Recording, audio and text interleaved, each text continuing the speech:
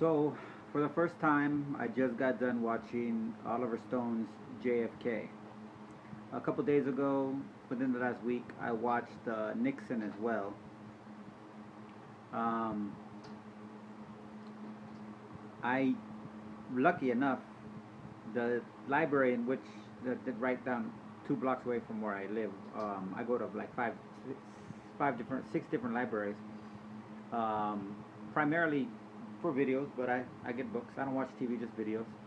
The library closest to me not only has JFK DVD, but it also has a VHS of, which what basically inspired me to watch the JFK DVD that I otherwise, the official Oliver Stone movie that I otherwise had no inclination to watch previous. But the VHS is an interview with a former Louisiana judge named Jim Garrison, and it was very interesting. Um, it was the essentially it draws a line to. This is an important thing to understand here. From an American perspective, it draws a line that Jim Garrison is the first um, person to calculate that the the government had something to do with the assassination of Kennedy, which ends up in the movie JFK. It does a really good job of expanding into Oliver Stone. This is, and I'm sure Jim Garrison has probably, I don't know what role he had in the movie JFK, but his book was referenced as one of the source materials or based on. Um, but yeah, you can't separate the thread of assassinations um, that I personally also include John Lennon in as well. When I saw the US versus John Lennon, that for me was all I needed to self-convince myself that John Lennon had risen to the rank of prime assassination candidate. Techniques had changed, and the lone gunman had become a more viable, depending on the circumstances, um, approach, I guess. But anyways, so a couple things with the Jim Garrison.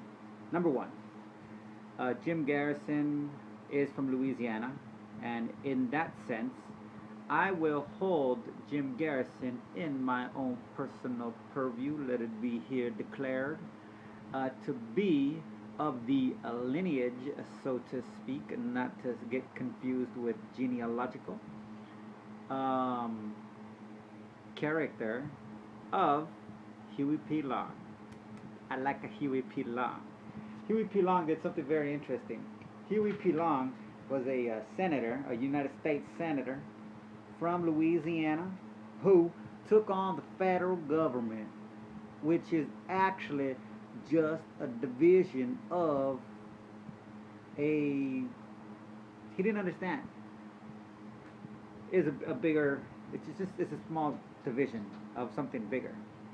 Now here's where I would like to think that I come in. The flaw in Huey P. Long's, but it's not too much of a flaw. Huey P. Long did something that Jim Garrison did as well, and that was name names. Jim Garrison went so far as to, and this is, you got to understand the gravity of this. Look at the effect that Nixon was implicated in criminal activity, which essentially amounted to espionage. Even though it was for personal gain, it still amounts to espionage. Just like they have corporate espionage and they have state espionage. So, and in all of that, one interesting thing too is that I just found this out by watching that movie, and they don't make a big point. It's just a brisk little statement that Nixon's vice president died before Nixon resigned, and uh, who was the guy that took over after him? Was it Ford? Yeah, it was Ford.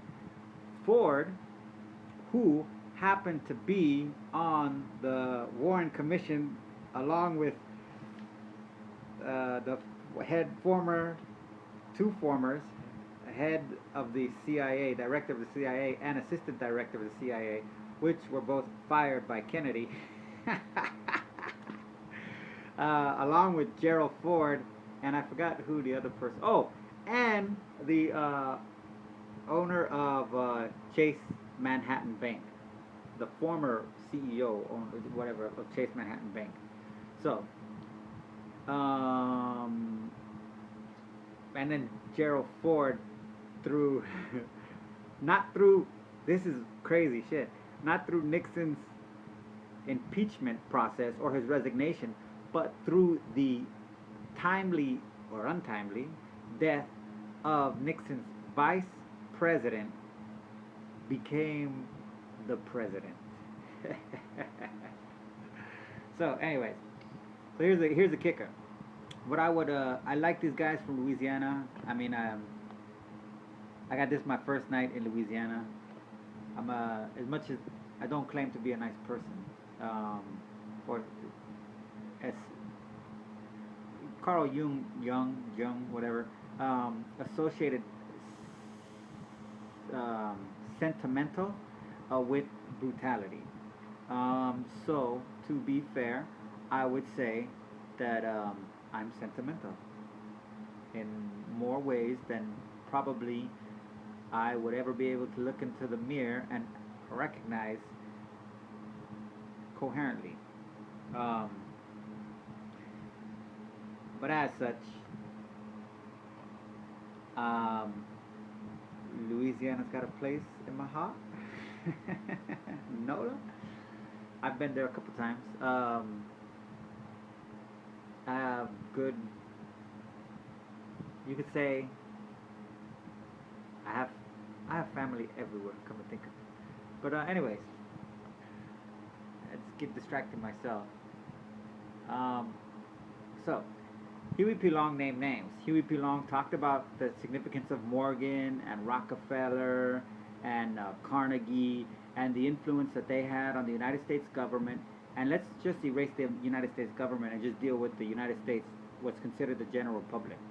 Okay, I go on. One of the things that I was really proud, arrogantly proud, self-gratifying was in watching this movie.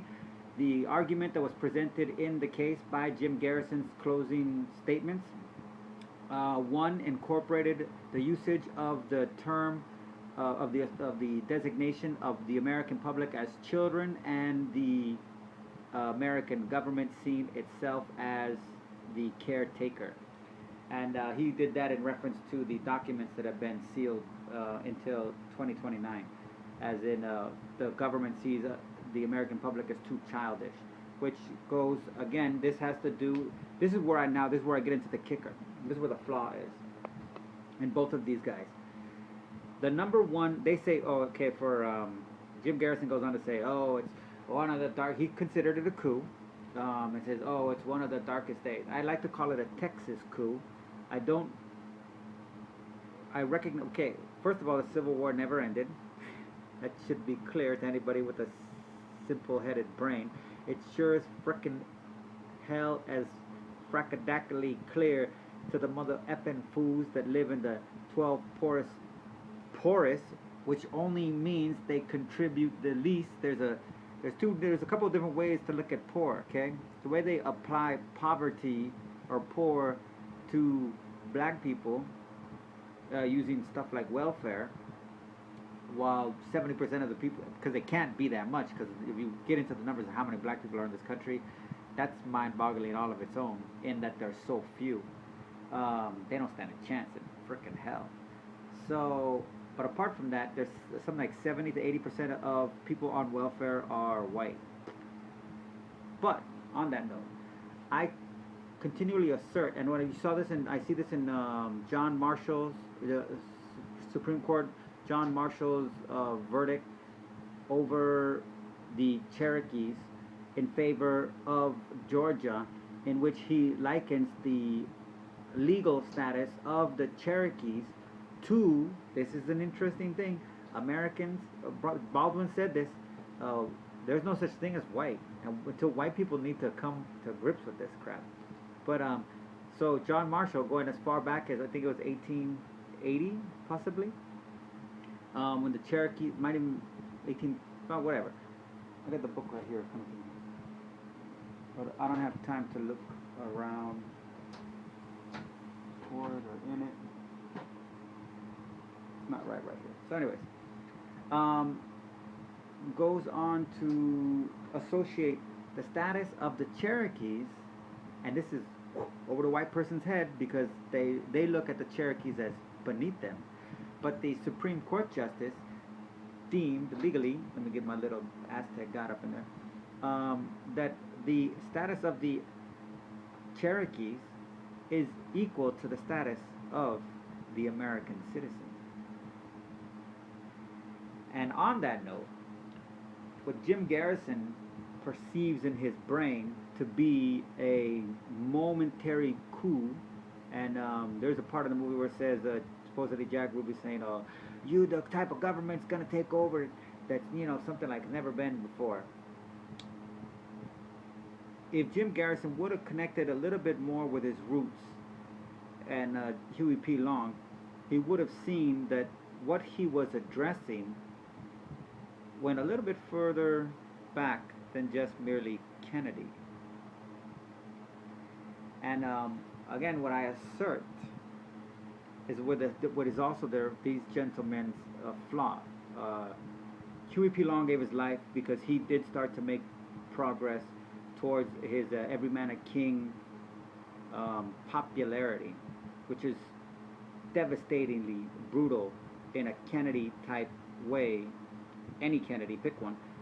I'm not saying that they're good or actually progressive or advancing people, but their endeavors do conflict with something that is very well established. So on that note, it's important to word it, I think, comparatively with this Jim Garrison fella. Kennedy was the coup in that context.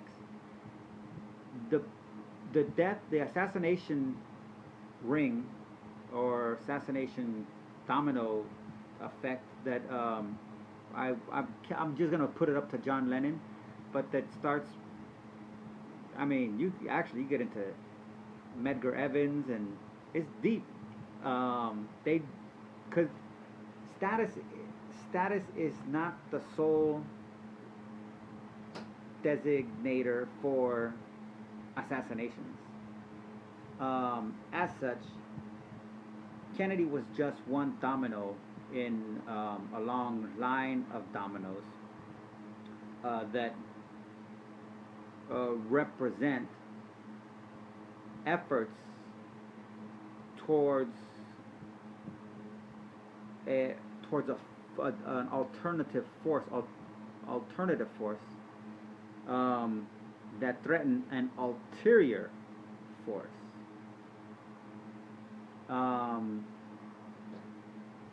So Kennedy and Bobby Kennedy, you could say, was an attempted coup. Kennedy was a coup. The problem with Kennedy is the same problem with Garrison and Huey P. Long. Kennedy didn't recognize that he was the coup because he believed the biggest lie, if you want to call it that. It's not really a lie when you just look at it in plain sight. His self-perpetuated lie. His identity, there you go. Kennedy believed his own ego, in which said that his ability to rise to the ranks in this great nation proved to himself not only who he was, but something about the character of the nation, and therefore that he had a right to proceed. Um, the discussion of freedom of speech perpetuates this in people's brain, like Martin Luther King, and he thinks he's got the right to talk. Um, but you got to take it far back, and I try to do this.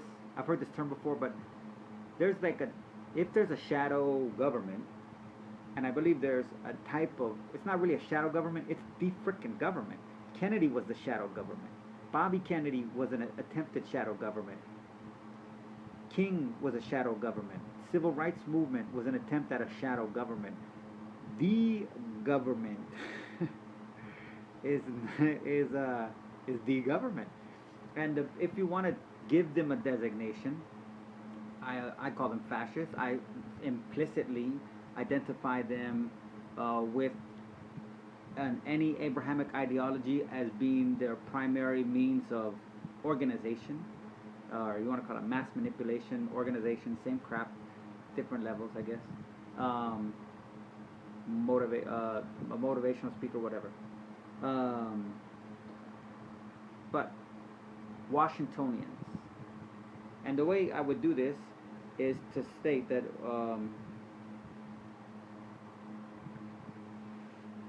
and the best character that I can think of that exemplifies this true government that is not some pathetic shadow JFK or RFK or some silly black guy who thinks that a couple speeches of his are going to ruffle anybody's feathers, or even on this scale that millions of white kids putting their lives on the lines and expecting at some point there something in their conscience of their parents to click. I'm talking about the hippie movement. To that they're going to affect under the ulterior, which is not really ulterior, but it appears to be ulterior. But it's Washingtonians. So an exemplary model of a Washingtonian is Barack Obama. I have you guys say JFK. It's one thing to say that the CIA killed the president. Most people actually accept that pretty readily. I say the CFK. I say the CIA manufactured, and this is the whole Manchurian candidate. Oh, you crazy? Da da da. Whatever. That's fine, but it's not that they brainwash or anything like that, because that's not the way this stuff works. Henry David Thoreau, again, is one of my favorite lines. The rich man, not to make any invidious comparisons, is always sold to the institution that makes him rich. The ties that brought Barack Obama from the weird coke head, weed smoking, D student in Occidental College, a few miles away from where I'm at now in Eagle Rock, California, in Los Angeles, to the height of the most powerful country in the world, is the institution that makes him rich. And the awareness of this, the conscious awareness, because that's not a mystery anymore. Most people aren't aware of it, but the people that know what they need to do are aware of it, because it comes from one of the greatest threats to this true government that's ever existed, and that's the essay written by Henry David Thoreau that's in response to the heart, in one sense, or the medulla abdominum, I don't know how to say that, part of the brain of this system, which is written by William Paley in 1788. I would like to note, too, that William Paley, who wrote the foundational mentality for the Washingtonians, which include Obama and Bush, the Bush family. I believe there's some close ties there. Nixon, who was a Bush boy. Ronald Reagan, obviously a Bush boy, who was literally an actor.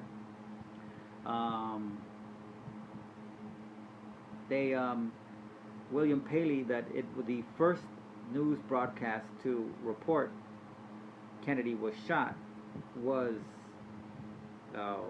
owned by a gentleman also named William Paley, named after the guy that wrote 1788 on the duty of submission to civil government, which is a horrifically terrifying, real look into what the hell, how much of an ant an American citizen really represents. Now, the question being, Kennedy thought that because his ego told him, like, look, I'm sold to the institution that makes me rich. The institution that makes me rich is American democracy, so therefore I'm going to commit my life to it. Oh, wrong. That's not the institution that makes you rich. Goodbye. See you later.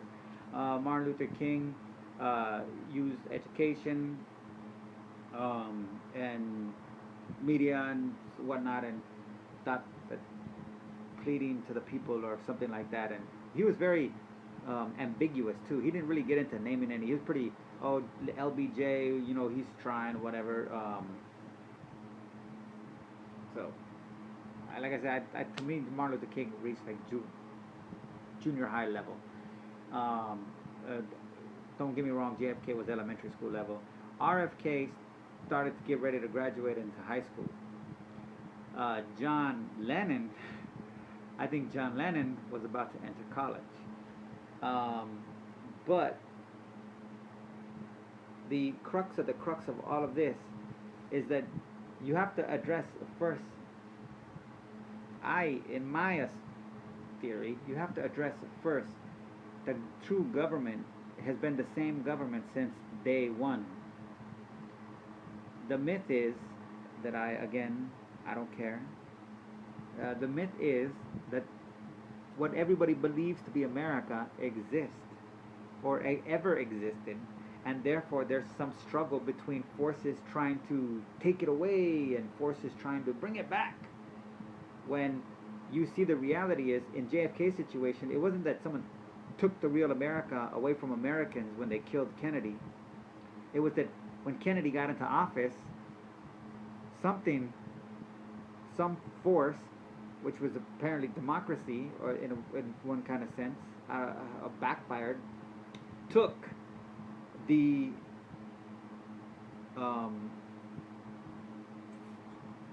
threatened to take away from who already had it, and that had to be stopped. So people that are threatening to take away what's already been possessed are therefore stopped by utilizing all elements of the government, from military elites to law enforcement officers, which I watched the movie and they reference them as Leos, and I love it. The kings of the jungle. Oh my gosh, you can't even get any better than that. There's so much that I'm gonna have fun with that. I'm gonna write a poem instead of I don't know how to do it yet, but whew, man. So anyways, so one needs to first recognize, to even enter into reality, that to get out of school, that there's never been any such thing as America. It's not, oh, they're trying to take it away from us, oh, they kill all the people that are all, no. We're trying to take it away from them. It's never stopped. The relation of our money to the true government is Exhibit A. The connection and devotion, or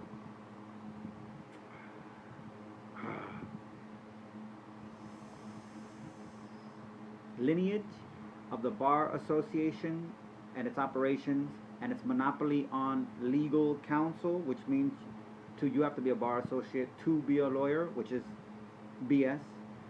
To likewise, oh, this is a great one, judges who are all right now impose the notion that they have to be bar associates, which is also BS. I was talking with my landlord, and he was telling me, I was telling him my thing on the bar associates all being judges and lawyers, and that's not being a stipulation in the Constitution. And he brought up a point. Well, nowhere does it say we're supposed to be judged by a jury of our peers. So in the process, I happened to be going through my little Oxford, I know, thank you, Britain, dictionary, and I was looking at, I rambled through it. I was looking at Saturn, and I didn't have Saturn, but it had some stuff that made me look at Saturn as the god of war, but some of the words referenced there seem to be plentiful, without need, well-being, and I realized, oh, the connotation of worshiping Saturn and identifying him as the god of war is another language of saying the means of well-being and satisfaction and uh, lack and no want of need is war. This is the function of religion, a psychological construct. So then I was like, oh, I wonder if it has Jupiter. In the process, it does not have Jupiter, but I had ran across US. There's no J, first of all, in Latin, it's I, which is something I learned. Thank you very much. US, IUS. The U is U. And then use or utis. And that is law, right, authority, court of justice, code, and then it has war. Probably not going to be able to see it. No, not going to see it. Let's see. Now, war conventions. I'm not 100% sure on anything, but war conventions seem to imply something along the lines of what happened post the Korean War, which I say is World War III, that already happened. But the idea of perpetuating the fear of World War III is more important than actually identifying that Korea was World War III. But in that armistice, in which there's like treaties kind of signed, so that the Bill of Rights, I say, is a receipt, and I think that the jury principle of your peers, along with the monopolization by force, brutal force of LEOs, law enforcement agent officers,